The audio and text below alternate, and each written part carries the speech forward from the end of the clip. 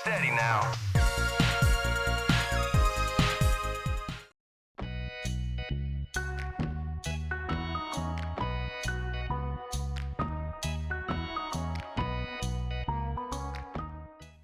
Collectathon 3D platformers proved quite the money spinner in the late 90s, as the success of Super Mario 64 set the template for the rest of the decade.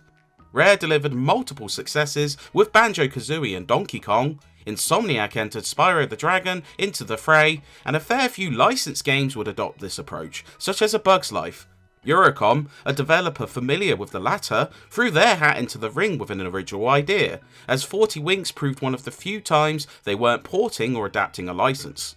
Unfortunately, despite its fascinating history regarding cancelled ports, it proves a bit of a snooze fest. Sweetheart, nothing is going to happen to them. But Mom, what if?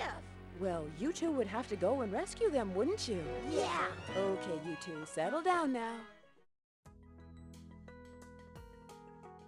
Rough and Tumble are two siblings who detest having to go to bed. But as their mother informs them, they can achieve amazing feats during their dreams, like becoming a ninja. You can even be a monster. Can I be a ninja? Yes, but only if you're a nice ninja. Winks protect them during dreams, while Hoodwinks cause mischief. But unfortunately, many become the latter when Nightcap and his teddy bear sidekick Fredbear kidnapped all but 40 of them. Oh, botheration! Thus, it's up to the children to rescue the remaining Winks to prevent Nightcap's plan of ending dreams altogether. Told through a decent amount of attractive FMVs, most consist of the banter between the villainous duo and offer some surprisingly enjoyable comedic timing, as they show Nightcap chastising or repairing Fredbear after defeating a boss.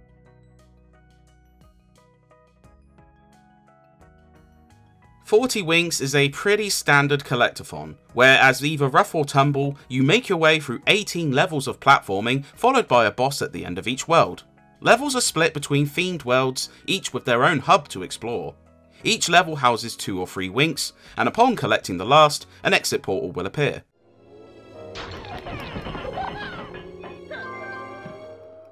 There are other collectibles too. Dream keys are needed to open the door to bosses, cogs open locked doors around each level, while collecting 10 R&T tokens adds an extra life. This doesn't factor Z's, which enable you to withstand damage, and Moons, which power a ranged attack. Lastly, Jack-in-the-Boxes allow you to transform into a handful of costumes.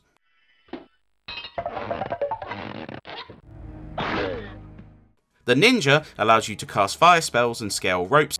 The Neanderthal gets a strength boon and can vomit attack, while the Robot lets you hover and attack with missiles. These are temporary, but can be recharged with power-ups.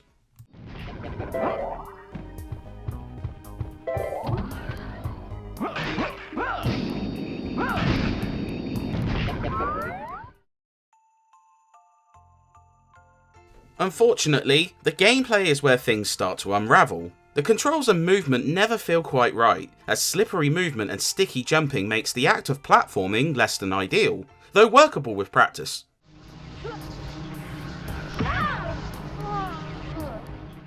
The camera system fares worse, as whether using the shoulder buttons or analog stick, it can get stuck on objects and tight areas, making it impossible to reset and ensuring a crapshoot of trying to see where you're going. You can utilise a first-person perspective to at least see forward.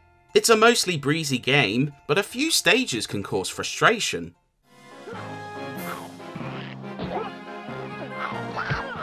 Damage output is inconsistent, meaning you could be countered while dealing minimal damage when faced with larger foes like werewolves, and a butt stomp proves pretty useless due to the limited range.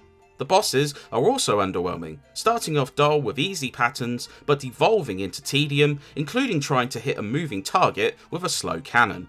You'll likely see the game over scene a few times near the end. Just 1 minute, Threadbare. But sir, I have great news. I said just a second, Threadbare. Well, actually, you said just 1 minute, sir. What did you say?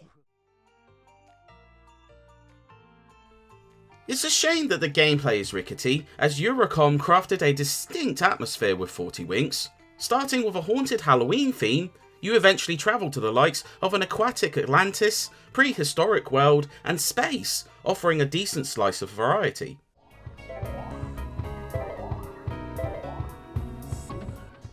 The opening levels in the haunted world feature unsettling music and distinctive levels which pitch you against zombies and Frankenstein monsters.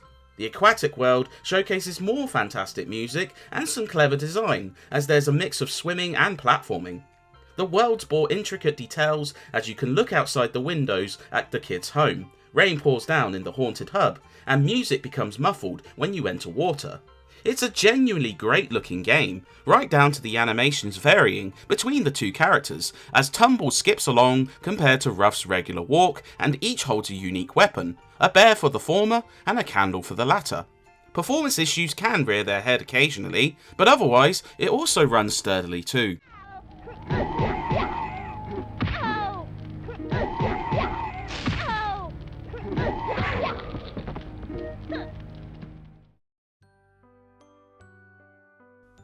That being said, despite their distinct visual differences, there's little reason to play through the levels twice. Some doors can be accessed only by one of the kids, but otherwise, most of the levels play out the same.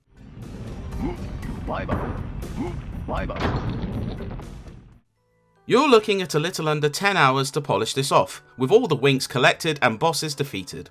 There are some races dotted around each world, which are instigated by hitting the roaming champion.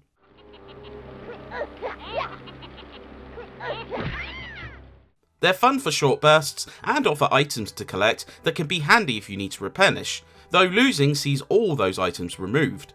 It's not much, but an okay diversion nonetheless. 40 Winks being a bit mixed in quality is a shame, as you can tell Eurocom put a lot of effort into it. The worlds are varied, the presentation is ace, and the dreamlike atmosphere is great.